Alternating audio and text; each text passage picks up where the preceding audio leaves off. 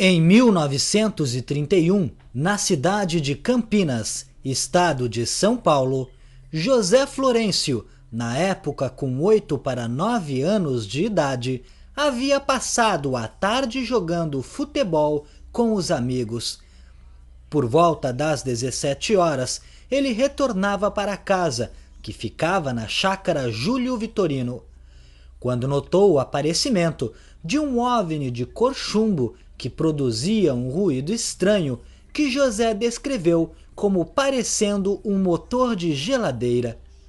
Naquele mesmo instante, José começou a correr, porém o OVNI rapidamente se aproximou dele, ficando a cerca de 1 metro de distância e 60 centímetros do chão.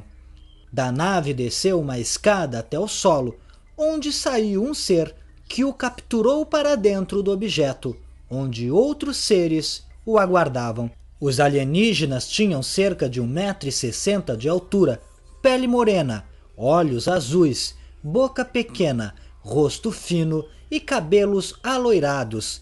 Além disso, não possuíam nenhum pelo no rosto. Vestiam um uniforme de cor verde-oliva cintilante, capacete com antenas, luvas e botas pretas.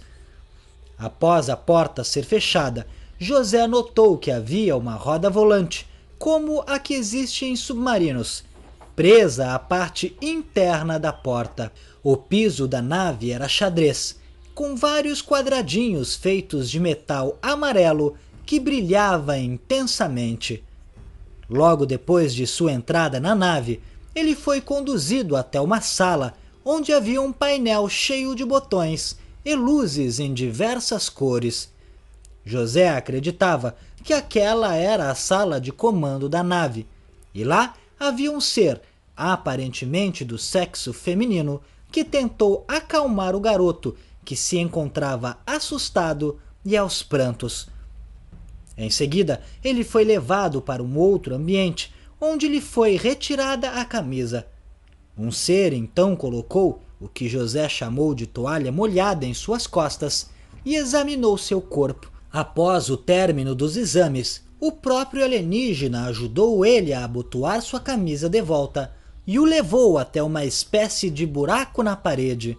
Um dos alienígenas estalou os dedos e 2 faixas apareceram, uma prendendo a cabeça de José na parede e a outra prendendo sua cintura. Apesar de só conseguir mexer os olhos, braços e pernas, ele conseguiu ver quando o ser estalou novamente os dedos e outro extraterrestre pegou um vasilhame cor de chumbo que estava embutido na parede. Este foi levado até o centro da sala, onde uma tampa foi levantada do chão e um líquido escuro metálico foi despejado neste buraco. A partir daí, o barulho de motor de geladeira iniciou novamente, dando indício de que a nave havia decolado. José ainda conseguiu ver através de uma janela que o OVNI estava sobrevoando uma depuradora do departamento de água e esgoto da cidade. Em seguida, ele só conseguia ver estrelas e o que lhe pareceu talvez planetas, indicando que após alguns instantes a nave já estava no espaço. Após algum tempo preso naquela situação, José foi liberado de volta ao lugar onde havia sido abduzido. O alienígena que o acompanhou até a porta da nave ainda deu tapinhas no ombro de José, indicando claramente que ele estava livre para ir embora.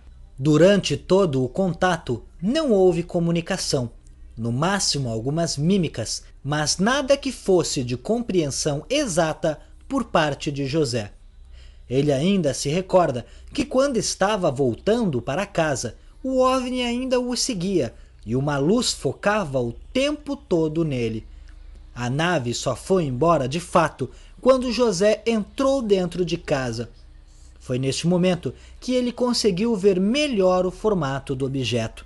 Ele era em formato de disco com diversas luzes azuladas ao redor de sua estrutura, além de uma cúpula que emitia uma luz avermelhada. Ao entrar em casa, seus pais estavam preocupados e, para seu espanto, já era 1 hora da madrugada. José ainda tentou explicar a seus pais o que havia lhe acontecido, mas apenas foi repreendido pelo sumiço e logo foi dormir. No dia seguinte, apesar de se sentir mal, talvez pelo estresse do incidente na noite anterior, ele foi para a escola e no caminho passou pelo local da abdução, notando que o chão estava extremamente limpo, formando um círculo perfeito na terra. Nos dias que se passaram, José sofreu com feridas inexplicáveis no corpo, que pareciam picadas de inseto. Ele foi levado ao Hospital Santa Casa de Misericórdia, onde sua mãe trabalhava, e foi diagnosticado pelo Dr. Roldão e Toledo com amarelão. Para quem não sabe, amarelão é o nome popular da ancilostomíase, que é uma doença parasitária causada por vermes que provocam anemia e podem levar o paciente a querer comer terra. José foi tratado com medicamentos e ficou 1 mês e meio internado, sendo que após a sua alta do hospital estava totalmente recuperado. Este caso mostra que há interesse dos extraterrestres também na abdução de crianças. Porém, os exames feitos no garoto foram simples e não houve amnésia após a abdução.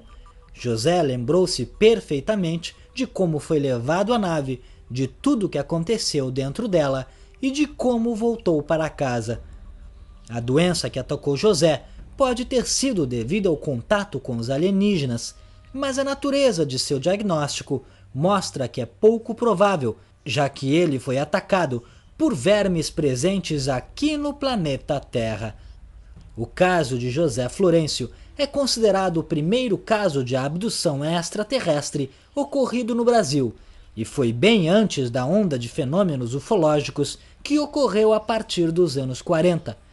Isso fortalece ainda mais o depoimento do garoto, pois ele não tinha base nenhuma para inventar tal história. Mas e você? O que acha? Não deixe de comentar. Se gostou, clique em gostei. Não esqueça de se inscrever no canal e curtir a nossa página no Facebook.